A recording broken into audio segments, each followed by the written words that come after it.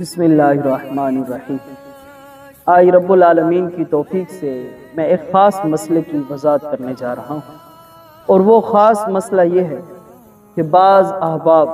بعض لوگوں کے ذہن کے اندر یہ سوال بھی ابھرتا ہے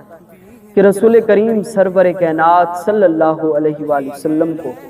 نبوت اور رسالت جو ہے وہ 40 سال کے بعد ملی، 40 سال سے ماقبل آپ کو اس حوالے سے، نبوت کے حوالے سے، رسالت کے حوالے سے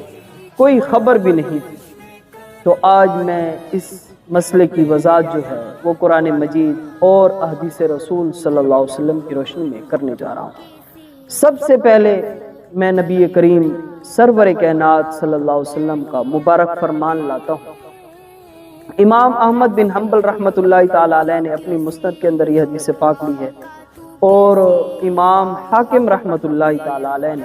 مستدرک علی الصحیحین کے اندر یہ حدیث پاک لائی ہے۔ میرے اور آپ کے پیارے محبوب صلی اللہ علیہ وسلم کا مبارک فرمان ہے، کنت نبیا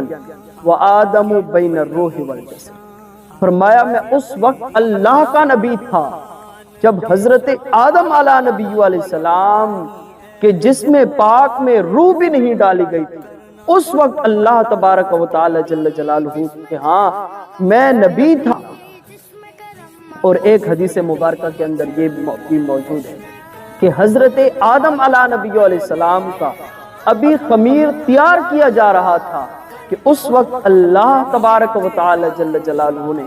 مجھے نبوت بھی عطا فرما دی، اور ساتھ ختم نبوت کا تاج جو ہے وہ میرے سر کے اوپر سجا دیا۔ اب جو لوگ یہ کہتے ہیں کہ رسول کریم سرور کائنات صلی اللہ علیہ وسلم کو نبوت جو ہے وہ 40 سال کے بعد ملی، اس سے ماقبل معاذ اللہ ان کے کہنے کے مطابق آپ صلی اللہ علیہ وسلم کو کوئی خبر نہیں تھی۔ تو آؤ میں تمہیں بتاؤں کہ میرے کریم محبوب صلی اللہ علیہ وسلم فرماتے ہیں کہ ابھی تک حضرت آدم علیہ نبی علیہ السلام کے جسم پاک میں روح بھی نہیں ڈالی گئی تھی، اس وقت بھی اللہ تعالیٰ نے مجھے نبی اور آخری نبی بنا کر مبعوث فرما دیا۔ اللہ اکبر۔